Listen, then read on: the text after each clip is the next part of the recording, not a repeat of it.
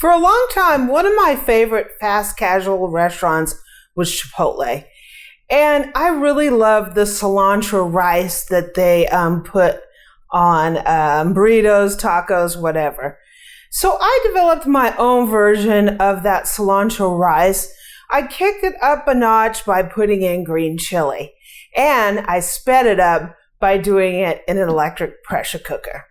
You can do it in any type of pressure cooker, even an Instant Pot, and it is absolutely fantastic. So join me as we make my green chili and cilantro rice.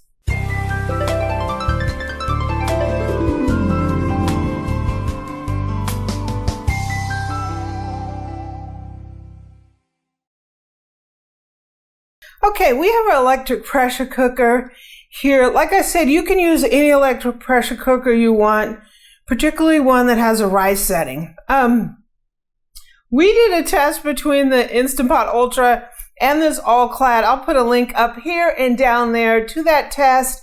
It was a lot of fun. But any kind of electric pressure cooker, no matter what brand you have, will work with this recipe. So we're going to be using the pilaf method. And the difference between just cooking white rice and using the pilaf method is we're going to be doing some sauteing first. Gives the rice a little bit more nuttier of a flavor, and plus we're going to have some additives beyond just plain old white rice. So I have my cooker on the saute setting, and it's warmed up. I'm going to go ahead and put some olive oil in here. And I have one onion that I diced. We're going to go ahead and put that into our cooker. And this onion is strong. It's lighting up the whole house. And we're going to go ahead and saute this until it's translucent. So the onions are translucent. We have 3 Anaheim chilies. And these chilies look like this, and they were fresh grown by Ibu, right? That's Farmer Ibu to you. Farmer Ibu. Thank you. Grew these fresh chilies. So I love Anaheim. They're actually one of my favorite chilies. They're not spicy at all. They just add that wonderful chili flavor. So we're gonna go ahead and cook this down until these are softened. So now I have like 4 cloves of garlic that I minced. We're gonna put that in there and just saute it for a minute or 2. Okay, so all this is looking nice and softened. It smells fantastic in here, let me tell you. So this is the pilaf method. This is how this differs a little bit from just steaming rice, because we're going to be sauteing the rice. And it's basically how you make rice pilaf, right?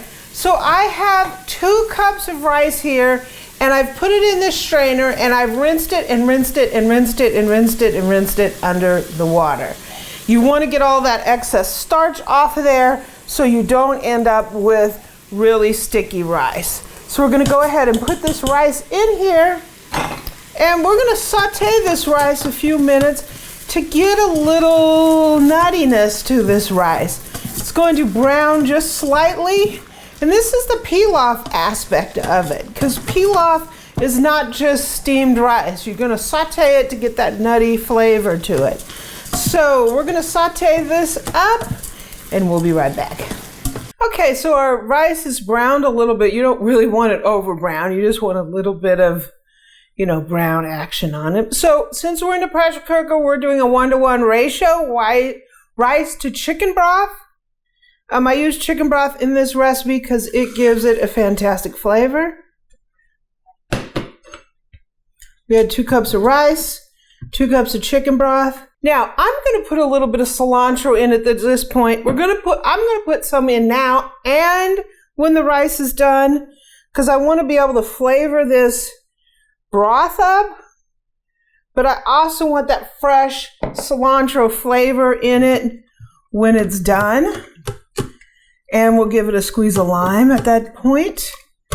Oh my God, it looks so good. It looks so, so good. Save some cilantro for the end, Bubba. So we'll go ahead and close our cooker down. So we have our valve on steaming, and we have our lid closed. We are going to turn the function of this over to the rice setting. Most pressure cookers have that. We're going to go ahead and push start. This baby is going to come up to pressure. It's going to cook. And when it's done, we're just going to do a natural release on it. You can do a natural release for about 10 minutes. After about 10 minutes, you can release a lot of the pressure, the rest, if there's any left. And then we will see what we have. So we'll be right back. Okay, so this is done. We're going to go ahead and release the rest of the steam, and it's released. One interesting thing about the all-clad is it has a button down here to release your thing. See how it's going click, click, click? So you don't have to worry about burning yourself. Okay, so, oh my gosh. It smells fantastic. Here is our chili cilantro rice. Got a little crusty on the bottom. Probably because I left it too long. What I'm going to do, I've got a lime here. I think I want to put a little bit of fresh cilantro in here to give us that fresh taste.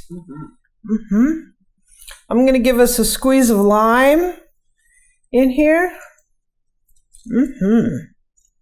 Do you want some guacamole with this order? Chips and, Always, right? chips and guac extra.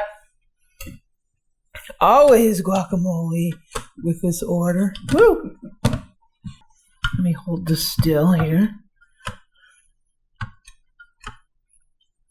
Wow. Okay, so let me get a spoon just to taste it. So we have cilantro, chilies, and our lime. Then on there, it looks pretty fluffy. Rice, it's not sticky. Don't forget your onions and garlic in there.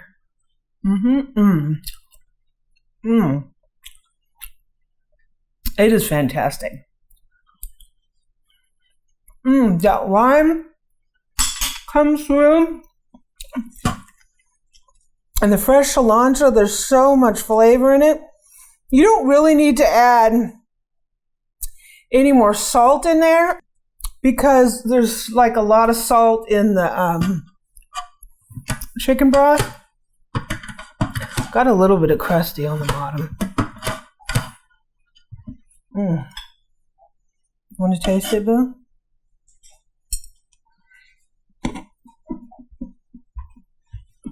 Where's my steak burrito? Without butter in it. Whoops! It's really good. Hot. Temper white, but cilantro and the lime is right there. The rice is really absorbed those flavors. So yeah, it's definitely a winner. Even if it was just a plain white rice, I don't know, was this a basmati or was this regular This white? was a jasmine. I used a jasmine. Yeah, it's got a lot of flavor. So, cooks, stay tuned because we're going to be using this rice alongside my quarantine crispy chicken tacos. I make these chicken tacos. We start them out in the slow cooker in the morning before I start work. And by the time lunch rolls around, we're going to cook up some crispy corn tortillas and make some of the best tacos that I've ever had. I absolutely love them, and they're great for quarantine because they're sort of set it and forget it. So stay tuned for that. We're going to be making quarantine crispy chicken tacos. If you like this kind of video, please subscribe below and hit that bell so you'll get notifications of our uploads.